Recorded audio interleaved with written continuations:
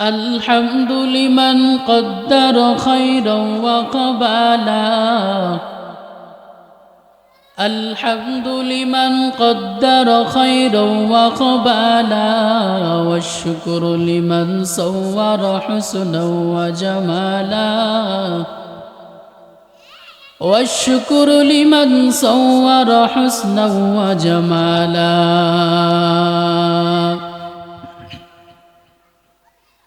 فرد صمد عن صفة الخلق بري.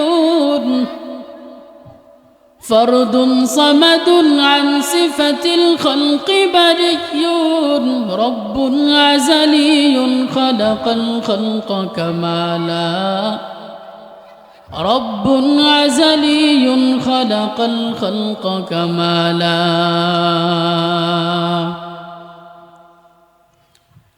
لا زد ولا ند ولا حد لمولاه.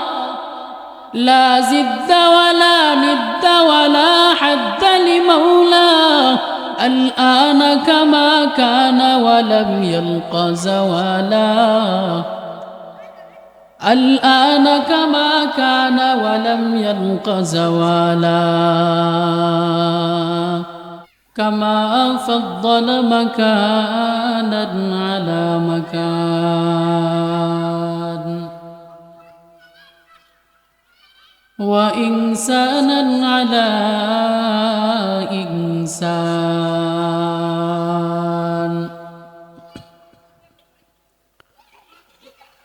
ونشهد أن لا إله إلا الله وحده لا شريك له،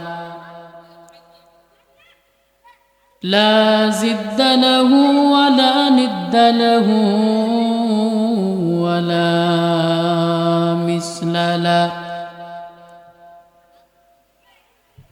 ونشهد أن سيدنا وسندنا وحبيبنا وحبيب ربنا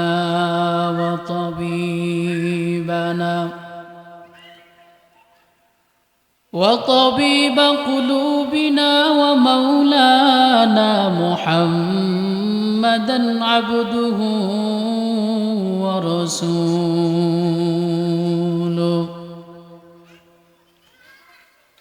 صلى الله تعالى عليه وعلى آله وأصحابه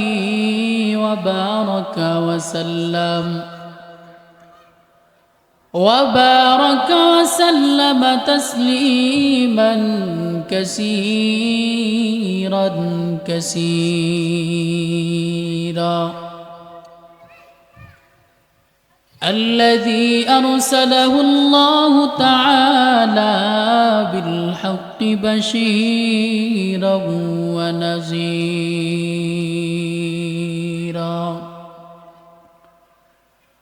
وداعيا إلى الله بإذنه وسراجا منيرا.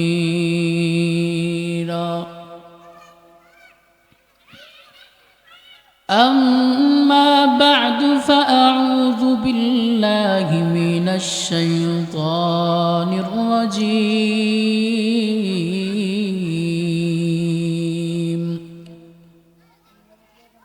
بسم الله الرحمن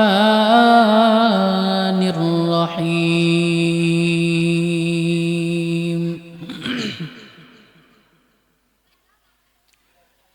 يا أيها الذين آمنوا توبوا إلى الله توبة نصوحا، عسى ربكم أن يكفر عنكم سيئاتكم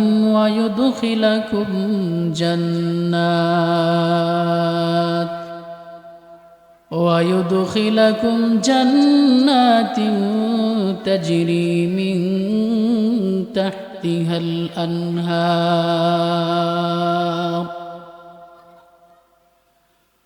وقال النبي صلى الله عليه وآله وسلم: كل بني آدم خطاؤون وخير الخطائين التوابون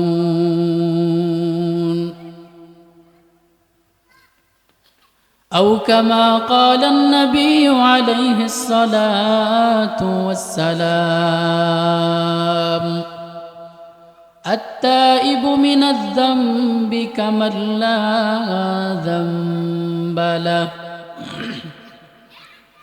صدق الله مولانا العظيم وصدق رسوله النبي الكريم ونحن على ذلك من الشاهدين والشاكرين والذاكرين والحمد لله رب العالمين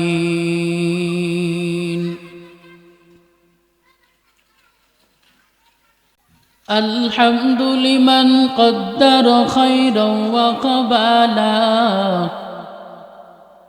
الحمد لمن قدر خيرا وقبالا والشكر لمن صور حسنا وجمالا والشكر لمن صور حسنا وجمالا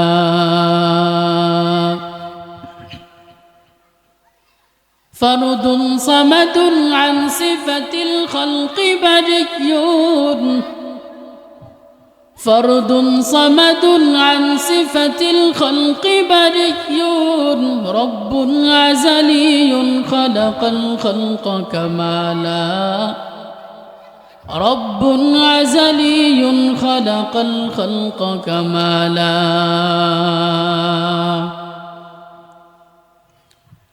لا زد ولا ند ولا حد لمولاه لا زد ولا ند ولا حد لمولاه الآن كما كان ولم يلق زوالا الآن كما كان ولم يلق زوالا শেরপুর কান্দাপাড়া কবরস্থান সংলগ্ন জামে মসজিদ ও জুমা সমাজের উদ্যোগে ওয়াজ ও দোয়ার মাহফিল। উক্ত ওয়াজ ও দোয়ার মাহফিলের সম্মানিত সভাপতি বিশেষ অতিথি হযরত উলামায়ে কেরাম মুআজ্জাজ মুকাররম জাতির মাতার মুকুট হযরত উলামায়ে কেরাম, আল্লাহ পাকের দরবারে অসংখ্য অগণিত শুকর ও সুজুদ যে মাওলায়ে কারীম এ ফিতনার জামানায় কুরআন সুন্নাহর ভিত্তিতে সহি তরিকায় পবিত্র এক জায়গা ইসলামিক এক মাহফিলের মধ্যে আসার বসার কিছু কথাবার্তা বলবার এবং শুনবার মতো যে আল্লাহ পাক তৌফিক এনায়েত করেছেন, সেই জন্য সেই মনিবের দরবারে অন্তরের অন্তঃস্থল থেকে দিল থেকে সকলেই শুকরিয়া জানাই, বলে আলহামদুলিল্লাহ। আল্লাহ পাক রব্বুল আলামিনের দরবারে আরও শুকরিয়া জানাই যে আল্লাহ পাক রব্বুল আলামিন শিশুকাল থেকে জেনে নিয়ে এই পর্যন্ত হায়াত দারাজ করেছেন, সেজন্য আবারও বলি আলহামদুলিল্লাহ।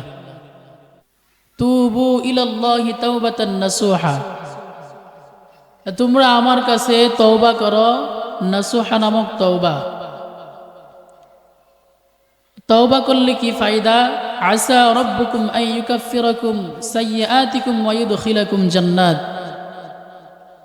আল্লাহ পাক রব্বুল আলামিন বলেন, বান্দা যদি নাসুহা নামক তওবা করতে পারে, তওবার মতো তওবা হয়, আল্লাহ পাক বান্দার সমস্ত গুনাহ মাফ করে দিবেন। ওয়া ইউদখিলাকুম জান্নাত, এবং জান্নাতের মধ্যে দিবেন। আল্লাহর রাসূল সাল্লাল্লাহু আলাইহি সাল্লাতু ওয়াসসালাম হাদিসের মধ্যে বলছেন, কুল্লু বানি আদম খাত্তাউন ওয়া খায়রুল খাত্তাইন আত-তাওয়াবুন। আল্লাহর রাসূল সাল্লাল্লাহু আলাইহি সাল্লাতু ওয়াসসালাম হাদিসের মধ্যে বলছেন, বনি আদম গুনাহ করবে, এটাই স্বাভাবিক। তো তাদের মধ্যে উত্তম খৈর ও খৈরুল খাত্তাইন আত-তাওয়াবুন, তাদের মধ্যে উত্তম বান্দা হচ্ছে তারা যারা তওবা করে।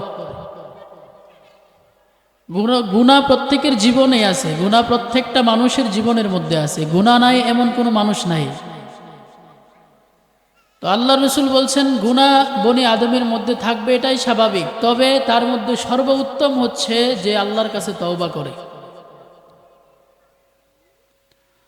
আল্লাহ রসুল সাল্লাল্লাহু আলাইহি সাল্লাতু ওয়াসসালাম আরো বলেন, আত্তাইবু মিনাজ যামবি কামাল্লা যামবা লাহ, যেই ব্যক্তিটা আল্লাহর কাছে খাস দিলে তওবা করে, মায়ের গর্ভ থেকে যখন একটা শিশু বাচ্চা জন্মগ্রহণ করে, এই শিশু বাচ্চার যেমন কোনো গুনাহ থাকে না, ঠিক তেমনিভাবে যেই বান্দাটা আল্লাহর কাছে খাস দিলে নাসুহা নামক তওবা করবে, সেই বান্দার জীবনেও কোনো গুনাহ থাকে না।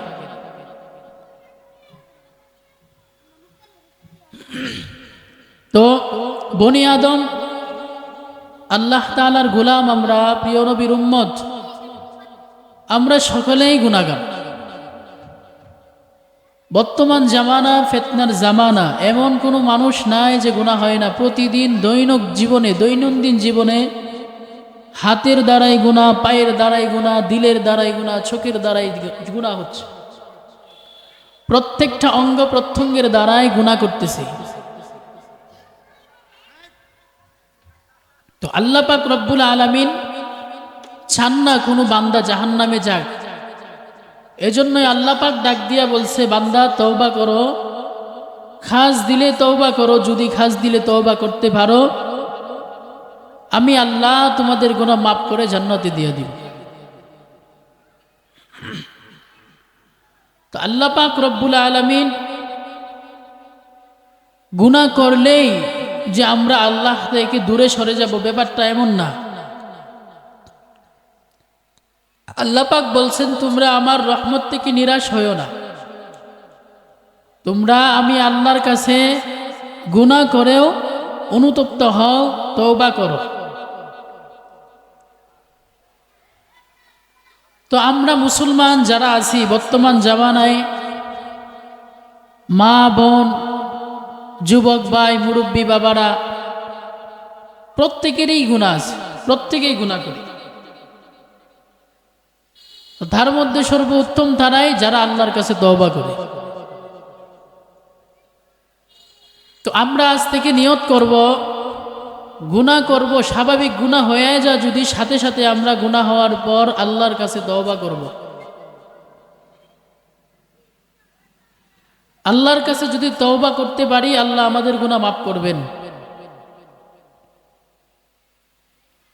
আল্লাহ পাক রব্বুল আলামিন বান্দাদের জন্য কত নাজ নিয়ামত রাখছে দুনিয়াতে।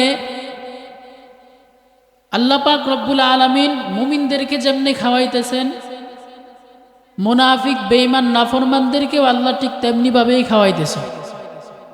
গুনাহ করার কারণে আল্লাহ কারো খানা বন্ধ করেন নাই, প্রত্যেকেরই খানা জারি আছে। তো দুনিয়ার মহাব্বতে পড়ে আমরা যেই পরিমাণে গুনাহ করতেছি, মনে মনে ভাবি গুনাহ তো করতেছি, কই আল্লাহ তো কোনো কিছু করে না, আগের মতনই তো খাইতেছি, আগের মতনই তো চলতেছি, কাপড় চোপড় পরতেছি, সব তো আগের মতনই ঠিক আছে। তো আমরা এই জিনিসটা অন্তরের মধ্যে একবার নেই না, যে রাতের বেলা যখন ঘুমায় আবার সকালবেলা উঠতে পারবো কিনা। তো রাতের বেলা যে ঘুমাইলাম, আমি যে সারাদিন গুনাহ করলাম, আমি কি আল্লাহর কাছে তওবা করছি কিনা? এখন যদি তওবা ছাড়া আল্লাহর কাছে মারা যায় গুনাহ নিয়া, কি অবস্থা হবে কবরে, কি অবস্থা হবে হাসরে, কি অবস্থা হবে মিজানের ময়দানে। তো আমরা প্রত্যেকটা মানুষ যদি ভাবতাম, কবরের মধ্যে তো আল্লাহ পাক বলবেন না তুমি খেয়েছিলা, তুমি হাফেজ ছিলা নাকি মাওলানা ছিলা নাকি মুফতি ছিলা নাকি মুহাদ্দিস ছিলা। আল্লাহ পাক কোনো প্রশ্ন করবেন না ফেরেশতার মাধ্যমে। আল্লাহ পাক তিনটা প্রশ্নই করবেন, সকলেই জানি। তো এর জন্য মুফতি হওয়া আবশ্যক না, মাওলানা হওয়া আবশ্যক না। যদি এটা আবশ্যক হইতো তাহলে প্রত্যেকের জন্য এটা জরুরি হয়ে যাইতো যে মুফতি সাহেব না হইলে, মাওলানা সাহেব না হইলে মনে হয় জাহান্নামে যাইতে। তো প্রত্যেকের জায়গা থেকে আমপাবলিক, কেউ কৃষি কাজ করে, কেউ ব্যবসা করে, কেউ দিনমজুর, কেউ কৃষক, শ্রমিক, যারা যত ধরনের কাজ করতেছে, প্রত্যেকেই আমরা যখন মারা যাব কবরের মধ্যে আল্লাহ ফেরেশতার মাধ্যমে প্রশ্ন করাইবেন, তোমার রব কে, তোমার দিন কি, তোমার নবী কে। বলবেন না তুমি কে ছিলা, মুফতি নাকি মুহাদ্দিস, তুমি কে ছিলা, তুমি বড় ইঞ্জিনিয়ার ছিলা নাকি বড় বিজ্ঞানী ছিলা। আল্লাহ পাক কোনো এগুলা প্রশ্ন করাইবেন না। তো আমরা যে প্রশ্নগুলো আল্লাহ তাআলা ফেরেশতার মাধ্যমে কবরের মধ্যে করাইবেন, এই প্রশ্নগুলো আমরা যেন পারি, এই জন্যই আমরা গুণামুক্তভাবে আল্লাহর কাছে যেতে হবে। গুণামুক্ত হয়ে যদি যাইতে পারি, ফেরেশতা যখন বলবেন মার রব্বুকা, তোমার রবকে, অটোমেটিক তার জবান দিয়া বের হবে রব্বি আল্লাহ। তার জবান দিয়ে অটোমেটিক বের হয়ে যাবে আমার রব আল্লাহ। আমি দুনিয়াতে রবের গোলামি করছি, আমার রব আল্লাহ ছাড়া আর কেউ হবে না। প্রশ্ন করা হবে মান হাযার রাজুল, তোমার নবীকে। মুসলমান উম্মত আমরা বনি আদম, আল্লাহ তাআলার গোলাম, মা বোন যারা আছি, যুবক বৃদ্ধ যারাই আছি, যদি আল্লাহর রসুলকে মেনে যাইতে পারি, আল্লাহর রসুলের অনুকরণ করতে পারি, সুন্নত মোতাবেক চলতে পারি, আল্লাহর রসুল সাল্লাল্লাহু আলাইহি সাল্লাতু ওয়াস সালামের দেখানো পথে থাকতে পারি, তো সাথে সাথে অটোমেটিক জবান দিয়ে বের হয়ে যাবে আমার নবী হযরত মুহাম্মদ মুস্তাফা সাল্লাল্লাহু আলাইহি সাল্লাতু ওয়াস সালাম। এভাবেই প্রশ্ন করার পর তোমার দিন কি, দিনের উপর যদি চলি, ইমানটাকে যদি খাস নিয়ে থাকতে পারি, ইমানটা মজবুত নিয়ে যদি মরতে পারি, আমার জবানের মধ্যে আসবে আমার দিন হচ্ছে ইসলাম, আমার ধর্ম ইসলাম। তো আমরা বর্তমান জামানায় যে পরিমাণে গুনাহ করতেছি, সেই পরিমাণে তওবা করি না। আল্লাহর দরবারে খাস দিলে তওবা করা। আল্লাহর রসুল সাল্লাল্লাহু আলাইহি সাল্লাতু ওয়াস সালাম এক হাদিসের মধ্যে বলেন, আল্লাহ তওবাকে কত ভালোবাসেন, আল্লাহ তওবাকে কত ভালোবাসেন। আল্লাহর রসুল সাল্লাল্লাহু আলাইহি সাল্লাতু ওয়াস সালাম এক হাদিসের মধ্যে বলছেন, এক আল্লাহর বান্দা তার সমস্ত জিনিসপত্র, খাদ্য, পানি, বস্ত্র সব নিয়ে যখন